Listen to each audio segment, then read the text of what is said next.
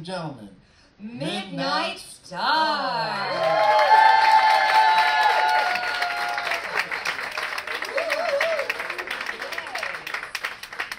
See you guys. Oh man. They got a crew up here. I know, it's There's six. a crew up here.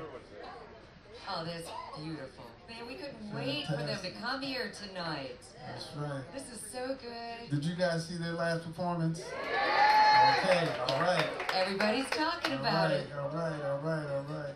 So we've got a lot to unpack here. A lot to talk about. So when everybody gets set, maybe you guys can introduce yourself. Starting with the lady. Well, I'm Belinda Lipscomb. I'm Melvin Gentry. I'm Bobby Lovelace. I'm Garrett. I'm Bill Simmons. I'm Bo Watson. Right. Okay. You know what? Those voices, even speaking, don't they sound good? Look good? Welcome back. Well, congratulations. We're so happy that you're here on the 10th anniversary. I mean, we've got a lot of history. We've got a lot to get into. But I'd first like to say I thought your performance the other day was fantastic. Thank you. I would like to start off by, I think the last time you came here was, what, 2018? Right? That's what, 5 years ago? Yes. So between then and now, how's life been for you? Have you been performing around? What's been going on with Midnight Star? Well, considering getting through the whole COVID thing, I think we're blessed. We got through it okay, thank God. So we're excited. This is our second time on the Soul Train cruise. And we're like, I'm trying to be cool, but we're really super excited to be here. In the midst of all of that, you know, we did start to come back and we were performing a lot. We ended up getting the Black Star in Cincinnati, musicians in Cincinnati. Cincinnati Walk of Fame. You know, so we got that. Now, the fact that you mentioned Cincinnati and the group started in Frankfort, Kentucky, what's the Cincinnati's connection? the base, and that's where we decided to make our home. Okay. Well, you know, I'm geographically, upside down, so I don't know. You know, don't ask me about no capitals and things of that nature. Yeah. But you know what, starting in, Kentucky, Cincinnati, all of that, you've been doing your thing strong for a long time. What was it, 1976? 76. Yeah, 76. We got together in college, Kentucky State University. So we ended up in Louisville, Kentucky for a while. Yeah. At your house? Yes, literally. And so it's been pretty incredible. Then we ended up in Cincinnati, Ohio. Around when did we get to Cincinnati? 78, something like that? Yeah. So, yeah. I'm 16. She looks it too. Now, you know, we were talking backstage a bit there. You know, I understand that Solar was kind of the launching pad, and you know, Dick Griffey and my father worked together, you know, for years, and then they stopped working together for years. So, you know, I'm curious about how the whole Solar record, you know, company approached you guys and how it all worked. You know. Well, we were blessed to do a showcase in New York in 1978, and there was I guess we would call him a talent scout, Richard. The great Richard Aaron. Richard Aaron. Well, Richard saw us at the showcase, and he was so hyped on our performance that he went back to LA and was telling every record company exec that he could find about Midnight Stars, and you got to sign this group. Well, one day, we're at the crib in Cincinnati, and the phone rings, and it was Dick Griffey. Out of the blue, Dick Griffey called us and said, try to do my Dick Griffey impression. I heard about your group. Heard y'all was pretty good. I want to come to Cincinnati and see you. So he came to Cincinnati and we performed for him. And he liked what he heard, he liked what he saw, and he signed us to a record contract. And the rest was history. And, you know, it's a nice long history. To be able to do what you love and do it so well for so long. As a group, I mean, when did you know that, okay, we've got 6 people here and we're family. When did you really become, just gel and find your group? Good question. We've never been asked that. Let me see. You're real good. I would say we knew that we were meant to be together at the very beginning. There you go. And we were all music majors, so we clicked in that way. Our hearts, everybody came from 2 different states that were alike, so that kind of was a bond. The other thing was just spiritually. It just started to happen, and musically, it just started to click. We had the Flintstones, the Flint Brothers, Bo and Mel, and you know, and everybody else, you know, it just fell into the Flintstones. Yeah, we had the Flintstones, yes. And go ahead. But you know, it was those kinds of things that let us know, even in the beginning, that we wanted to be where we are going, and we're still growing up. We're still growing up, but God's been good to us. That's all I can say. He's been good to us, and He's kept us together, and we have a desire to be with each other. Beautiful. And so I want to get down to the meat and potatoes about when it comes to, you know, writing. I know Bo, you've done a lot of writing as well. And then when it talks about songs like The Midas Touch and how that came along, you know, we talk about songwriting and stories and how songs are developed and written like that. It's really interesting to know, you know. But before we get into that, Tony, I just want to let everybody know we're all original members of Midnight Star. Let the story a little bit more interesting. That's really rare. It's rare. This might be a first for us that we've had all original members. It is such a blessing. We've been around and we've been through a lot, but we know the main goal and what it takes to finish. You know, we have to give and take. It's give and take, like a marriage or like a relationship. It can't just go one way. Otherwise, you need to be by yourself. You know, Y'all know what it's like to be having 5 husbands. Next question. And 5 protectors. See, he just made up for it too. That's right. But what you? Okay, she didn't mean that. That was a joke. That was your yeah. Oh, that's true. I can see TMZ now. Did you know? But you were talking about how you were saying about how we write and some of the songs that we write. We come up. We've listened to groups like Earth, Wind and Fire and Stevie Wonder and all the different groups, and we just admired them and was kind of pattering ourselves up and trying to figure out some of the songs and the way they were doing their thing. But then we added our own thing. Now, a song like Midas, you were saying how that came up. It's a little quick story I want to tell you about Midas. So we were working on some songs for our album, and my sister, she also wrote songs too. She wrote a song, and it was called Midas Touch. And I said, you know, she sent it. I liked the concept, and I said, well, you know, I want to change it and do a different thing with it. So, you know, I put in the work, and then when I finished, I let Melvin hear it. You called me. Yeah, I called Melvin, and as I said, Melvin, I said, I think I got one.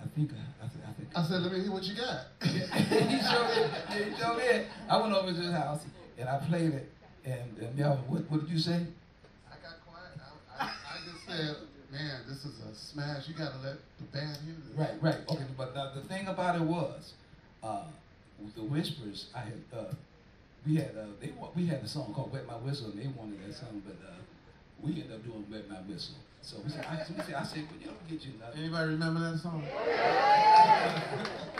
So then there was a song there. I said, okay, I'm gonna work on. I told Scotty, and I said, I'm working on another one for you know. And then when Midas just came, I finished it. I said, I'm gonna give it to the Whisper. And I told Scotty, I said, well, I got a song there. I'm coming to see a concert in Chicago. I'll be there. And he said, oh man, we're excited. So I had my ticket. Then Melvin said, man, you should let the band hear it before I go to Chicago to give it to the Whispers. So the band, we were in the studio. This is honest God truth. So we went in. I had my stuff packed, and I came. I was even in the studio to play it. They were just telling I was giving it to the Whispers. And Jeff says, let us hear it, man. Come hear it. And then, it was in the studio, and they had these big speakers, and I played Midas. And they said, man, Bo, you can't get that to the Whispers. That's us. We're keeping that. I said, I gotta give it. I gave my word. I'm on my way to them. They said, tell them you write something else. That's Midnight Star. Well, it was a good way for them because you co-wrote Right, Rocksteady. yeah, right. Cause later on I said, the weight was good. I thought. Let me say this real quick. I'm in this real quick. I got there and I said, hey guys, I got some good news and bad news. I said, which one to hear first? They said, well, let's hear the bad news. I said,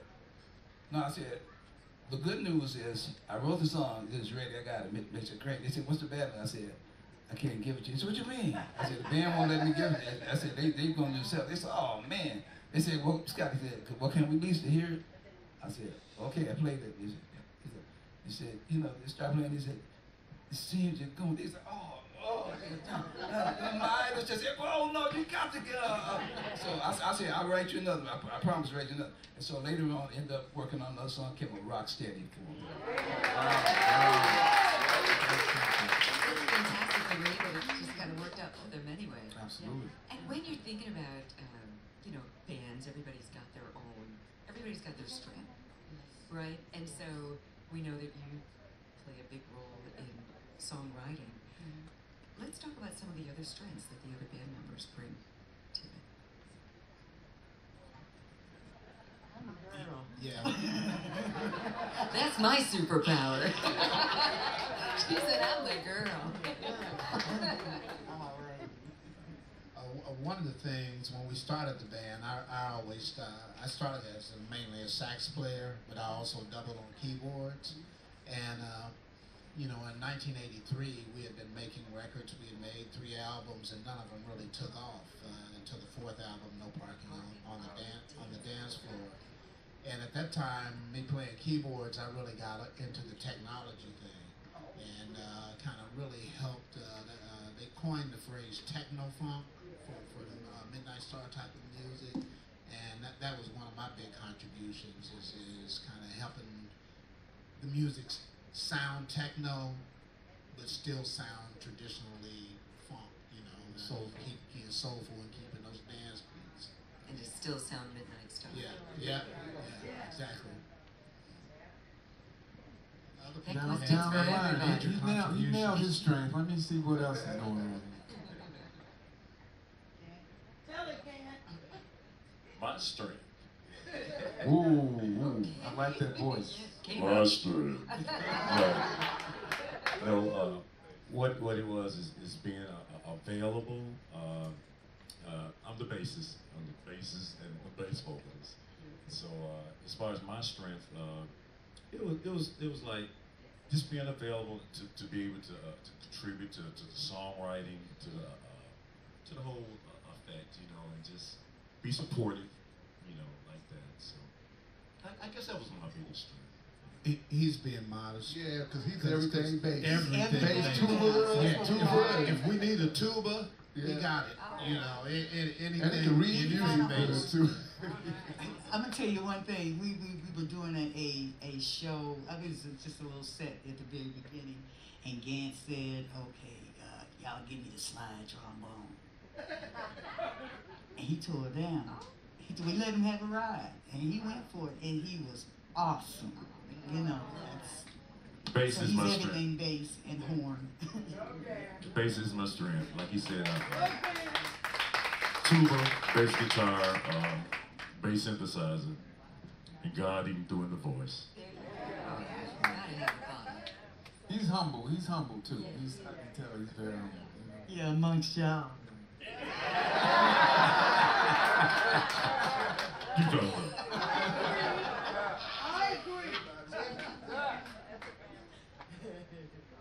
Well, I guess one of my strengths are basically is just kind of support role. No dancing.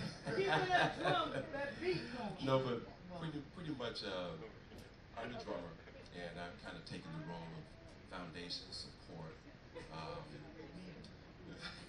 Yeah, just trying to do some administrative things, kind of keep me back. Group leader.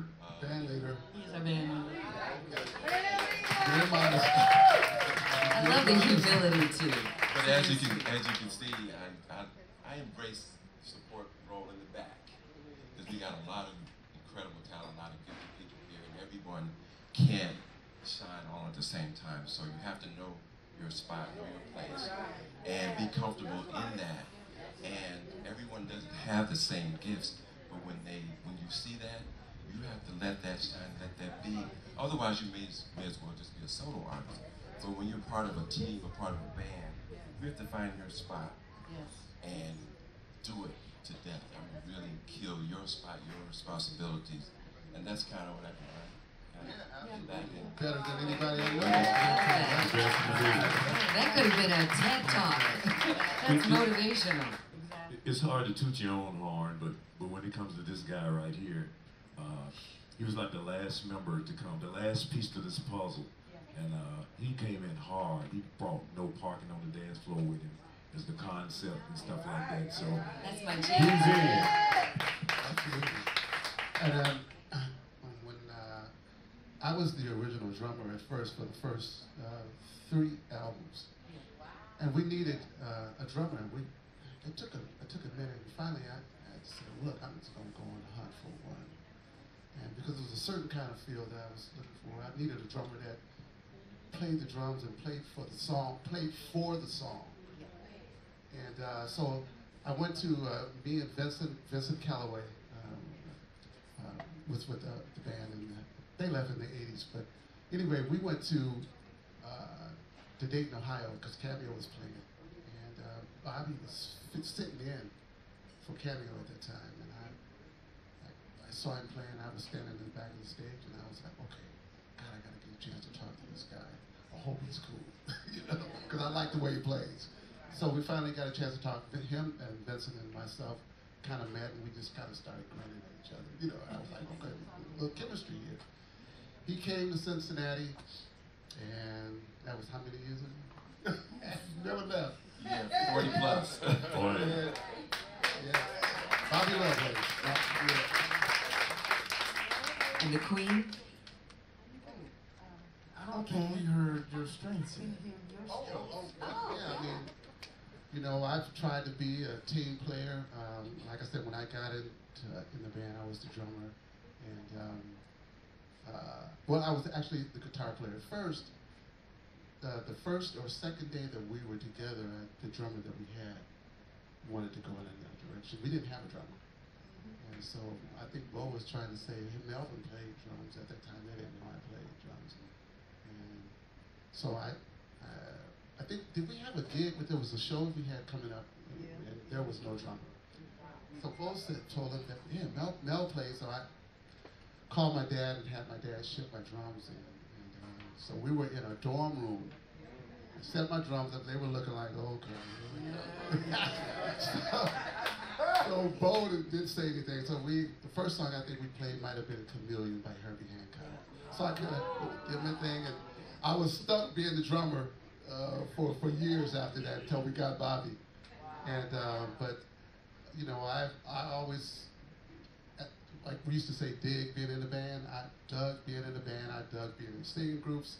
And I knew that if it was a band, I had to play my part. So whatever we needed, I tried to do, and ended up playing guitar and moved on to the vocals. Fantastic. So, all right, Miss Lady, your turn, Miss Lady. Okay, I've been here since the very, very beginning, and I was like the third person to be a part of the group, to join the group. I had to ask my mom, you know, to make sure that she felt like it was good, and she wanted to meet the guys. And so that's when they came to my house, and we practiced there. She met them, but my strengths are bringing things together. I could possibly be the glue, you know, that kind of keeps us all together. I'm very creative. I'm very artsy, and I understand when something needs a little something special. Sometimes I can come up with that clever thing, you know, that makes it happen. And just being a good woman in this organization means a whole lot. And I know that that's a certain kind of strength that a lot of women don't last in, you know. And so I consider myself that one. I am a songwriter, you know, you've heard some of my stuff. Great song. With, some slow jam, part of slow jam with Face, and a little bit of operator. You better do it, girl. Feel So Good. And Feel So Good came to me like at 3 o'clock in the morning. Sexual Healing was out. And I said, I gotta have an answer, so it Feel So Good. Never knew that. You know, I find it so interesting to find out how these ideas come about. And I know you mentioned no dancing, no parking on the dance floor, and I'm interested in that as well. And how did that happen? Well, that was kind of a result of being downtown Cincinnati, parking in the wrong spot, and kind of just realizing the signs right here in my face, you know, no parking, whatever. But anyway, we used to have a lot of band creative writing sessions, and you know, we at the early years we all lived together, and it was just sort of a writing factory. So I was in the room one day just going through ideas and going through beats and thoughts, and the concept came up, and melody flowed, and lyrics all sort of came all at the same time, and then I passed it on to Bill and Melvin, and they took it to another place, you know, and it just came. It was one of those ideas that came really quick. Everything just flowed, and that sometimes happens, but it just started out as not like a joke, but just kind of getting in a little trouble and turning it around and being creative with it, you know. Well, I thought it was something to it because I can remember, I don't know if you guys remember, I remember you and Bill came in, I think, and said, yeah, I got this song, and we want you to sing it. So I said, okay, we need what you got, you know, so they played it. He was describing how he wanted it to go. So I just remember him, it's the body to you know. So I said, okay. I said, Right. we can do something with that. And you know, at that time, I had, before I even turned it into the band, I just thought about it, listened to it. I was like, man, that's so corny. I'm not turning that in. But it just kept coming back. It just would not go away. So I said, I got up the nerve to put it out there. Well, I didn't think it was corny. As soon as I heard it, I was like, okay, I know exactly where I'm going to go with this. Yeah. There it is. No, you guys make it sound so easy, though, you know, to write a song, and I know it's not that easy to write a song, you know. Well, some songs, like she mentioned, the song came to her at 3 in the morning. Some songs, like, it's like a gift. It just drop and come to you. But then there's other songs where, you know, you have to kind of keep working it and reworking it until you get it right. You know, so I mean, there's no particular formula to it. It's just it's a creative process, and sometimes it's easy and sometimes it's hard. Is there one song that maybe one of you, or maybe more than one of you, have, and you're like, this is the song, and then you play it for the other members, and they're like, Oh, it's been several. But are there any that are still out there that you're like, they just don't hear what I'm hearing? We need to work on this, or do you just let it go? Well, sometimes you just have to kind of put it to the side. You don't really let it go, but you put it to the side, and you continue to listen to the street beat. You want to make sure that you're in sync with what's going on right now and what people are believing and feeling and doing. So if that particular song that, you know, is just okay, wasn't for that time, then you put it to the side. And then that time may come, but it just didn't at that point. That's exactly what happened with Curious. I was writing Curious, but we were in a hotel, and I had this beat, and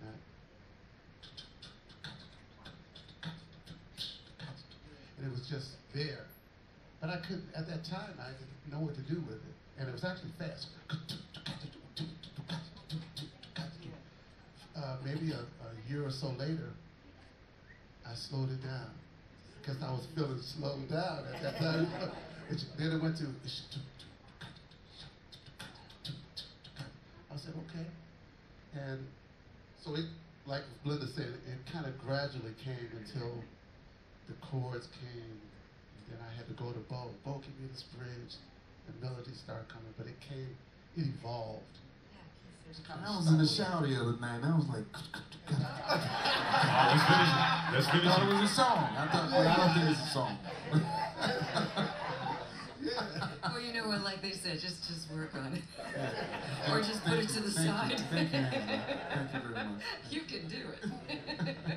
But no, last question. I know we got to wrap up here because we got so many more things to do, but we would love to continue to talk to you guys. But individually, is there one song that you like, that you would say, that's my song? Out of all the songs, whether it's songs that you guys have recorded or songs that you recorded for others, is there one song that individually that you guys would say, that's my song, I like that song? Like their favorite song? Exactly, favorite song. Everybody has probably their favorite, different songs that are popular, some that didn't make it to the top, or you know, is popular. Sometimes could be your favorite, but you know, it just didn't make it to the top. You know, I'm sure we have those. I know one of my, I guess, is "I Won't Let You Be Lonely." It was a great song, but as far as the ones noted for our recent success, I would probably say "Slow Jam" for me. Classic. I agree with Bo that "I Won't Let You Be Lonely." It was on our second album, Standing Together, and Bo sings it. Bo and Reggie Calloway and I wrote that song together, and it's still one of my favorite songs, even though it didn't get the success that we wanted it to get. But you know, sometimes that happens. But I still love that song. I love that album. It's one of my favorite albums, even though it didn't get the commercial success.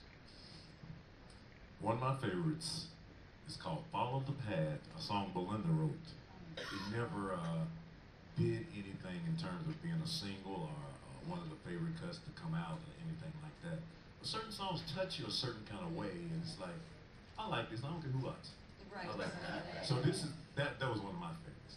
But then you have your No Parkins and you have your the Giants, the one that people like. So you have to like that. It's like, oh, okay, yeah. So, but yeah, "Follow the Path" was mine. Never heard, you know, a lot of people don't know about it. But I would have to say, just overall, "Curious" is one of my favorite songs. It's just everything. I guess as far as just my personal taste and being a drummer, the rhythm of it, Melvin's performance, him and Bo's writing on it, it just was one of those songs. Even if I wasn't in the group, I would still love that song. It wouldn't matter. Wouldn't matter. You know, it's hard for me to say. There was some of the songs that I really liked were songs that we didn't do. And there's a song that I've been hearing lately, a song that we did, and it just sat there for a while, but it's called "Here I Am." And I think we wrote that for our second album, right? Standing Together album. And it ended up going on a group called Dynasty that was also Here I Am. Here I am. And I look on the internet sometimes, and they don't know who's performing on that song because it was such a like a mystery because Dynasty, we recorded it, and then eventually our version came out. It just came out, and so he had these two versions out, but the vocals were different, but it's the same musicians playing. I was the drummer, played guitar, and Gant was on bass. A lot of people think it's Leon Silvers on bass, but it's actually Gant. And a lot of people think it's Wardell on drums, but it's actually me on the guitar. But I like the song. It's still, you know, it never was a single, but you know, it's kind of weird like that. And Melinda, last but not least. I liked a lot of the songs, and Here I Am is one of my favorites as well. But I guess the heart of it all, I guess Slow Jam would be one of my major favorites. Wonderful, wonderful. So awesome. This is a great conversation, right? Oh my gosh, Midnight Star, ladies and gentlemen, thank you so much for spending time with us, for telling us about your history, your loves, and your music. And we love the fact that you've been together since 1976, still doing your thing strong. Midnight Star. Oh my goodness, ladies and gentlemen, on behalf of Tony Cornelius, on behalf of Midnight Star, thank you all for listening to All Access. Let's give them a round of applause. Thank you. Thank you so much.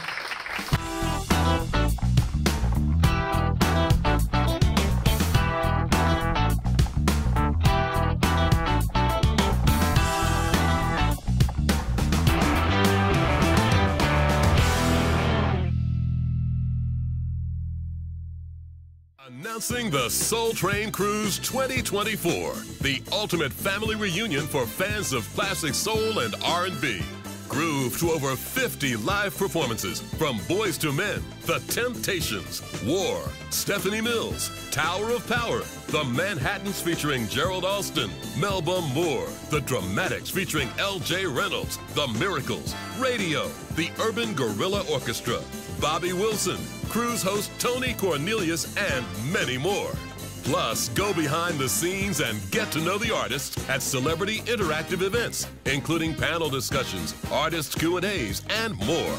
Departing from Fort Lauderdale, January 27, 2024, this 7-day voyage will sail in the luxurious Holland America Line New Amsterdam and stop in Tortola and St. Martin.